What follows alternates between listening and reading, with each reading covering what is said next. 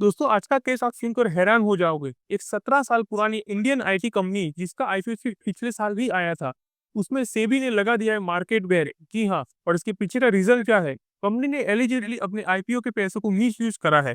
जी हाँ दोस्तों, आपने सही सुना, इन्वेस्टर्स के पैसों का।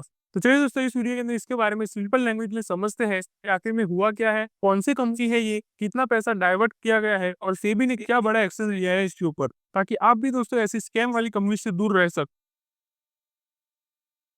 तो सबसे पहले दोस्तों कंपनी के बारे में थोड़ा बात कर लेते हैं। तो कंपनी का नाम है दोस्तों सिनॉप्सिस टेक्नोलॉजीज। जी हाँ, ये दोस्तों एक मुंबई बेस्ड आईटी कंपनी है। जी हाँ, इसके बारे में सबसे आपको खास करके पता भी हो सकता है। और ये दोस्तों शुरू हुई थी 2008 के अंदर। जी हाँ, और इसके अंदर अभी फिलहाल 450 से भी ज्यादा एम्प्लॉयज काम कर रहे हैं। और ये दोस्तों आपको बता दूं, कंपनी जो आईटी सेक्टर में काम करती है वो है network and digital infrastructure service provider. जी हाँ, ये सर्विस प्रोवाइडर है इसके अंदर।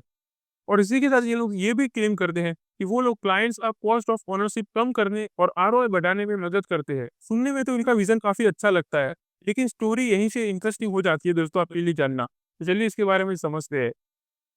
सबसे पहले आईपीओ की डिटेल्स जान लेते हैं, क्योंकि इसके बाद ही सब कुछ स्कैम शुरू हुआ है। तो ये आईपीओ ओपन हुआ था दोस्तों जून 30 से लेकर जुलाई 5 2023 के अंदर। जी हाँ दोस्तों, ये 2023 के अंदर आईपीओ आया था इनका। और लिस्टेड भी हो चुका था दोस्तों एनएससी एसएमई एक्सचेंज के ऊपर जुलाई 13 के अंदर। ये लिस्ट होने वाला था, हुआ नहीं था दोस्तों अभी तक। लेकिन अप्रूवल सब कुछ हो चुका था, लिस्ट होने ही वाला था जब ये फ्रॉड हुआ उससे एक दिन बाद ही। और अगर इसकी टोटल इश्यू साइज की बात करें तो वो है 54.4 करोड़ का। और फ्रेश इशू मतलब कि नया पैसा जो कंपनी के आईपीओ के अंदर उठाया था वो क्या था, 35.08 करोड़। जी हाँ, यानी इन्वेस्टर्स का हार्ड एंड पैसा कंपनी के ग्रोथ एक्सपेंशन और प्रोजेक्ट में लगना था। यानी इतना बड़ा पैसा दोस्तों, हार्ड एंड मनी इन्वेस्टर्स का कंपनी के ग्रोथ एक्सपेंशन और प्रोजेक्ट में लगना था। लेकिन जब सेबी ने इन्वेस्टिगेशन किया, उन्हें कुछ ऐसा मिला है जो सबको शॉक कर दिया दोस्तों। चलिए वो भी देख लेते हैं। अब बात करते हैं कि व्हाट वेंट रॉन्ग।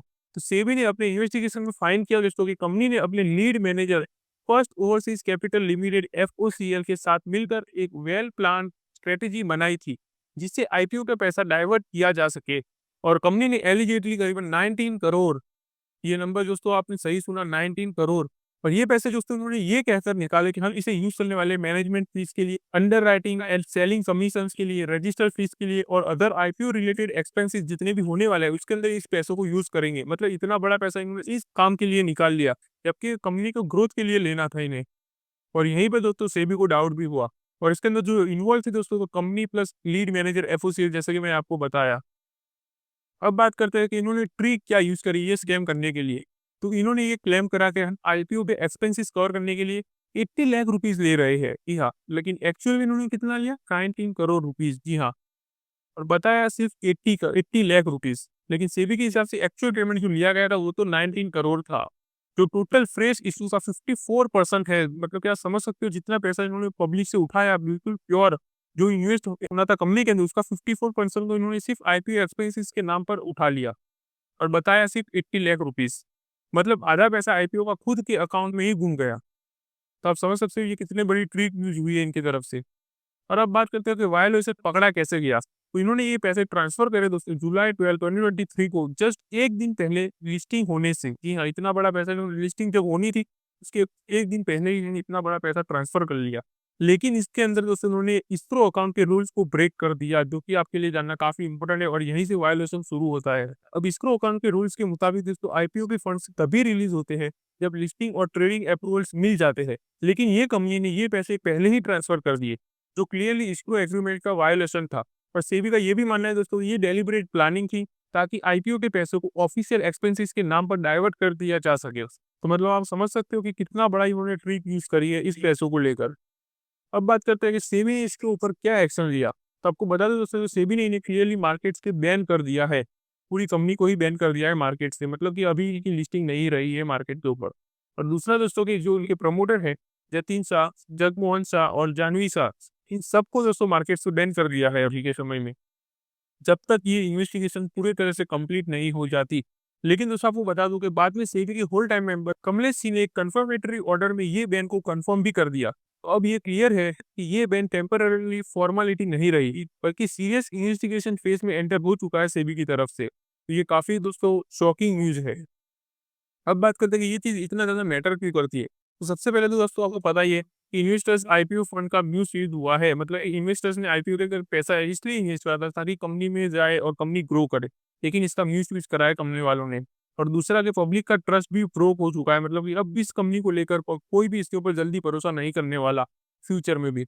और दूसरा कि इससे हमें लर्निंग भी मिलती है। Every IPO is not safe, check before investing. मतलब हर आईपीओ आने से पहले अपने आप से भी रिसर्च ज़रूर कर लेना चाहिए। हालाँकि सेबी तो खुद से रिसर्च करती ही है, तभी कोई आईपीओ को लिस्टिंग करने देती है। लेकिन फिर भी दोस्तों आपको भी ऐसे सारी चीज़ जितना हो सके, खुद से भी रिसर्च कर लेनी चाहिए। अब बात करते हैं इम्पैक्ट ऑन कंपनी। तो कंपनी के ऊपर तो दोस्तों बुरा इम्पैक्ट पड़ना ही है, इतना बड़ा फ्रॉड स्कैम सामने आया है उस वजह से। जैसे कि शेयर प्राइस के अंदर हमें प्रेशर देखने को मिला जैसे कि एक्सपेक्टेड है। और दूसरा इन्वेस्टर स्टेइंग अवे, मतलब कि इन्वेस्टर अब इससे दूर हो रहे हैं इस कंपनी से। और फ्यूचर फंड रेजिंग जो कंपनी करने वाली होगी, क्योंकि कंपनी को फंड रेजिंग तो करनी ही पड़ती है जब भी इन्हें एक्सपेंशन करना होता है, लेकिन अब ये भी डिफिकल्ट हो जाएगा। कोई भी इसमें ज़्यादा पैसा लगाना नहीं चाहेगा अब फ्यूचर में। तो दोस्तों ये था पूरा केस। एक आईटी कंपनी जिसका आईपीओ भी लास्ट ईयर ही आया था और अब सेबी के रडार में आ चुकी है for allegedly diverting IPO funds. तो आपको क्या लगता है इसके ऊपर? क्या ऐसे आईपीओ केसेस में इन्वेस्टर्स का पैसा कभी वापस भी मिलता है, या फिर एक और कॉर्पोरेट स्कैम की कहानी बनने जा रहा है ये केस भी? हमें अपना ओपिनियन दोस्तों आप कमेंट में शेयर कर सकते हो। और अगर आप ऐसे स्टॉक मार्केट में अपडेटेड रहना चाहते हो लेटेस्ट एंड इंपॉर्टेंट न्यूज़ के साथ, तो आप चैनल को सब्सक्राइब भी करके रख सकते हो। तो चलिए मिलते हैं अगली वीडियो में, तब तक के लिए हैप्पी इन्वेस्टिंग।